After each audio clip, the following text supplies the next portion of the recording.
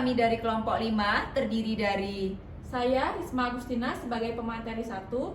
Saya Ina Rusiati sebagai perawat 1. saya Indriani sebagai pasien. Saya Endang Stiani sebagai perawat 2. Dan saya Dia Safitri sebagai pemateri 2. Di sini kami akan menampilkan video komunikasi terapeutik pada pasien dengan diare. Selamat menyaksikan.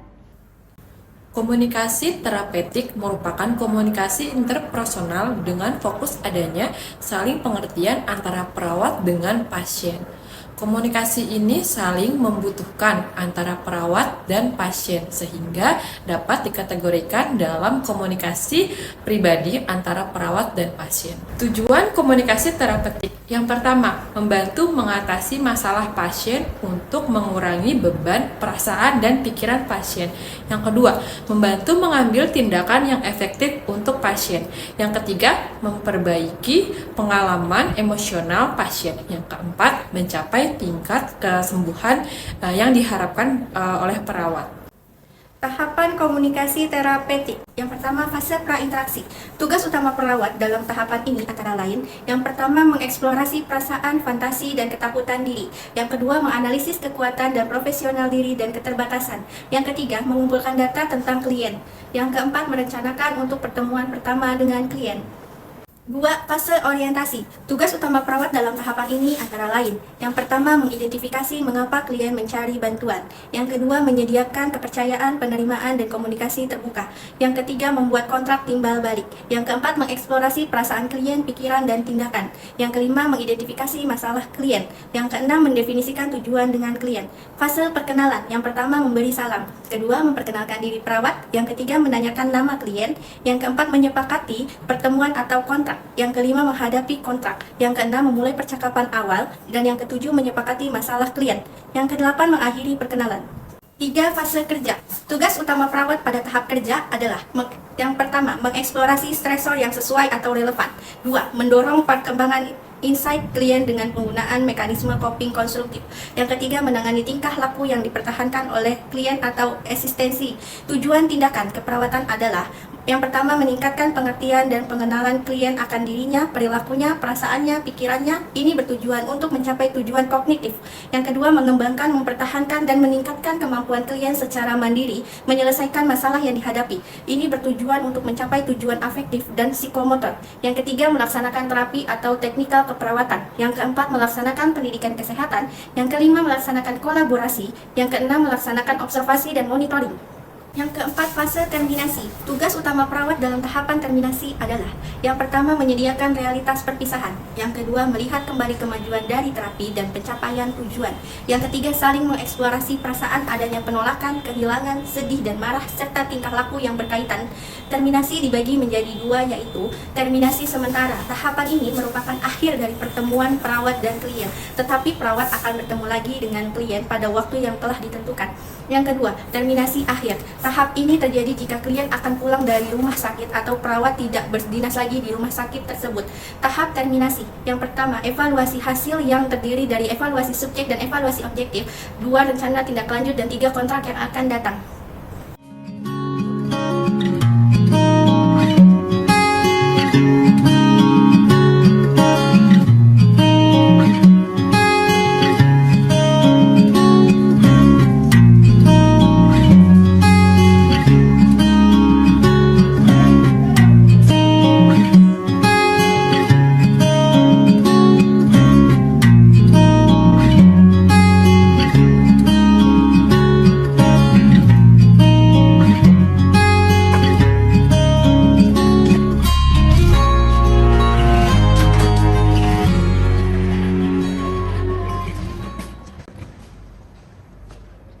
Selamat pagi, Ibu. Perkenalkan, nama saya Suster Ina Rusiati. Saya biasa dipanggil Nurse Ina.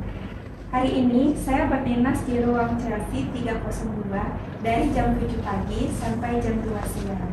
Sebelumnya, Ibu bisa sebutkan nama dan tanggal lahir Ibu? Sambil saya lihat gelar pasiennya ya, Bu. Indri, 23 November 87. Sesuai ya, Bu, ya, dengan gelar pasien Ibu. Baik, Bu Indri. Bagaimana keadaannya sekarang? Ibu masih sakit perut? Masih nurse, perutnya masih sakit, lemes, terus dia masih buang air besarnya masih cair.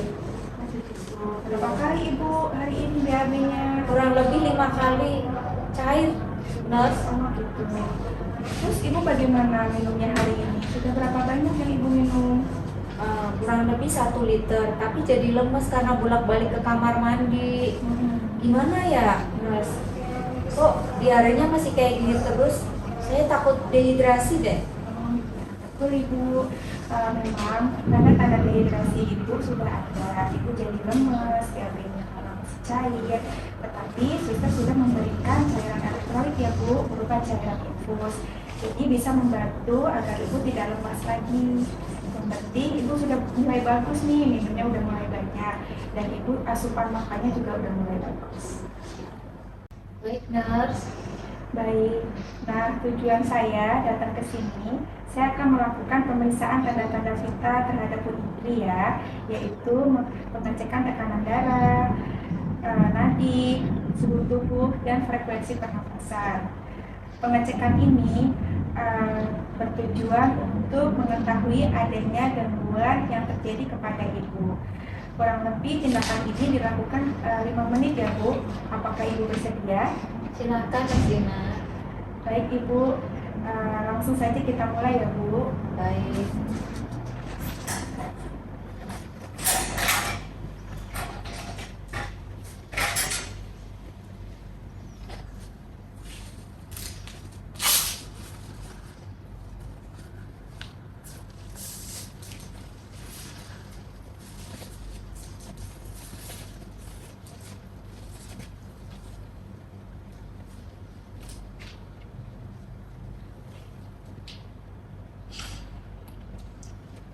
Suhu tubuh Ibu 37,6 derajat ya, masih normal Ibu.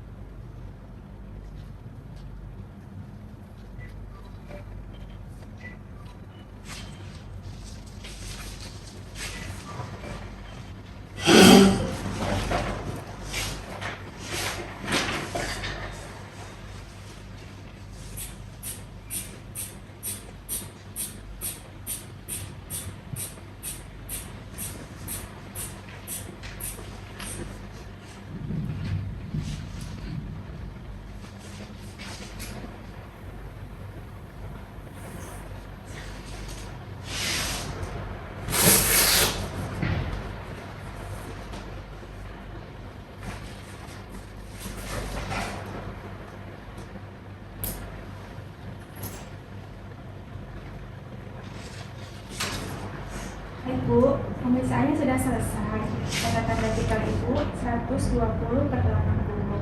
Nadi Ibu 65 kali per menit, suhu tubuh Ibu 37,6 derajat. Pernapasan Ibu dalam batas normal 18 kali per menit. Semuanya dalam batas normal ya Ibu. Alhamdulillah, jadi tenang suster, hasilnya normal semua. Baik Bu Indri, bagaimana keadaannya sekarang setelah dilakukan pemeriksaan tanda-tanda vital tadi? Alhamdulillah merasa tenang ya Nurse Dina, karena hasilnya alhamdulillah bagus semua. Benar nggak Nurse Dina? Betul Ibu, tanda-tanda vital Ibu udah mulai bagus. Jadi Ibu kan sudah merasa tenang. Nah, pemeriksaan tanda-tanda vital tadi akan dilakukan rutin ya Bu, di shift pagi, sore, dan malam. Nanti di shift sore pukul 15 akan ada perawat endang yang akan mengajarkan cara cuci tangan yang baik dan benar menurut WHO. Tujuannya agar Ibu Indri bisa menjaga kebersihan tangan, mencegah infeksi silang, dan sebagai pelindung diri. Dilakukannya di ruangan ini juga ya Ibu, dan dilakukan selama 5-10 menit saja. Apakah Ibu Indri bersedia? Ya, Nurse Dina. Baik Bu Indri, kalau begitu saya permisi dulu ya Bu. Ya, Nurse Dina. Mari Ibu.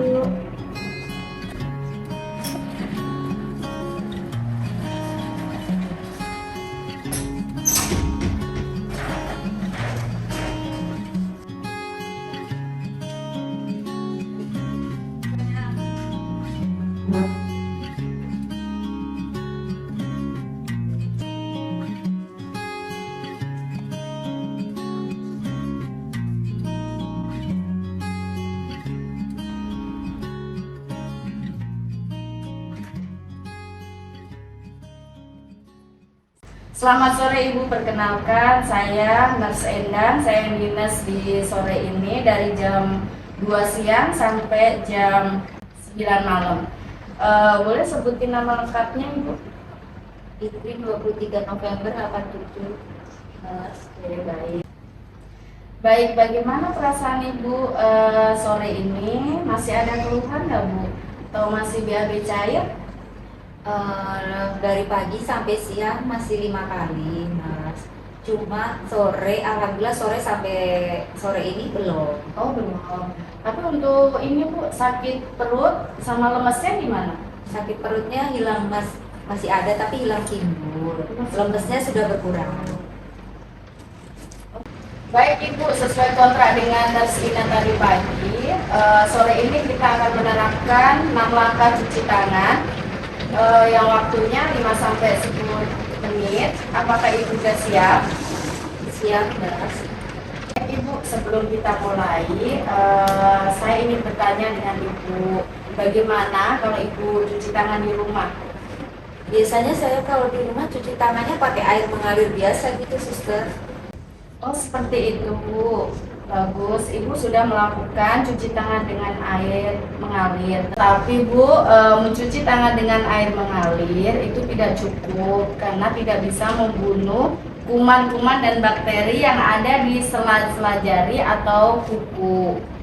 Nah, maka dari itu untuk cuci tangan itu diharapkan menggunakan sabun atau antiseptik seperti hand scrub atau hand sanitizer. Itu menurut WHO untuk mencuci tangan itu ada 6 langkah dan waktunya kalau seandainya mencuci tangan menggunakan air mengalir itu 40 sampai 60 detik. Kalau menggunakan hand scrub itu 20 sampai 30 detik. Nah, jika Ibu mencuci tangan selama waktu dan langkah-langkah yang sudah ditetapkan oleh WHO, itu dipastikan kuman atau bakteri yang ada di sela-sela jari kita, ujung-ujung kuku itu akan mati seketika. Baik, kita lakukan ya Bu sekarang ya, untuk melakukan cuci tangan 6 langkah. Yang pertama, tuang hand scrub ke telapak tangan. Kita putar telapak tangan selama 4 kali. Yang kedua, punggung tangan dan sela-sela jari ini bergantian. Tangan kanan 4 kali, tangan kiri 4 kali. Yang ketiga itu di sela-sela jari selama 4 kali juga ya Bu. Yang keempat itu punggung jari itu secara memutar 4 kali juga. Yang kelima, ibu jari ini bergantian selama 4 kali, ibu jari kanan dan ibu jari kiri. Yang keenam, ujung-ujung jari memutar selama 4 kali, bergantian juga ujung jari kanan dan jari kiri. Sudah ya Bu? Gampang kan ya Bu? Semoga nanti Ibu lancar ya, bisa ya. Sebelum ini, mari Ibu latihan cuci tangan dulu ya. Baik, Nurse. Sekarang Ibu praktekkan ya apa yang saya ajarin tadi. Nah, sebelumnya saya posisikan Ibu setengah duduk ya, biar lebih enak. Kalau sambil tiduran kan kurang enak.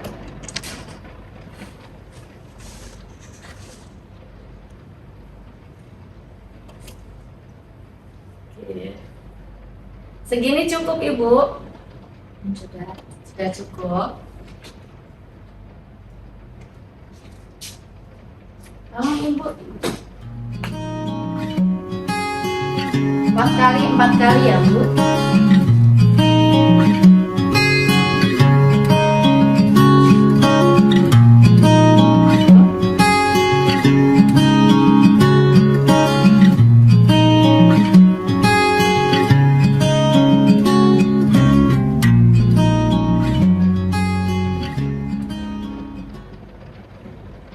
Ibu Indri ini semangat banget ya untuk cuci tangannya. Semangat dong. Bu, bagaimana mudah kan untuk cuci tangan 6 langkah? Iya, udah, Nurse. Nah, untuk cuci tangan 6 langkah itu dilakukan sebelum dan sesudah melakukan aktivitas seperti kayak dari kamar mandi atau setelah dari kamar mandi, sebelum makan dan setelah makan. Pokoknya sebelum dan sesudah melakukan aktivitas, Ibu harus cuci tangan 6 langkah sesuai anjuran dari WHO ya Bu. Baik, Nurse. Nanti kalau saya mau habis dari kamar mandi atau mau makan, nanti saya lakukan cuci tangan, Nurse. Baik Ibu Indri, kalau begitu saya izin permisi dulu. Nanti jam 4 sore saya akan datang lagi untuk melakukan pemeriksaan tanda-tanda vital ya Bu Indri. Terima kasih, Nurse Endang. Ya, sama-sama Bu Indri.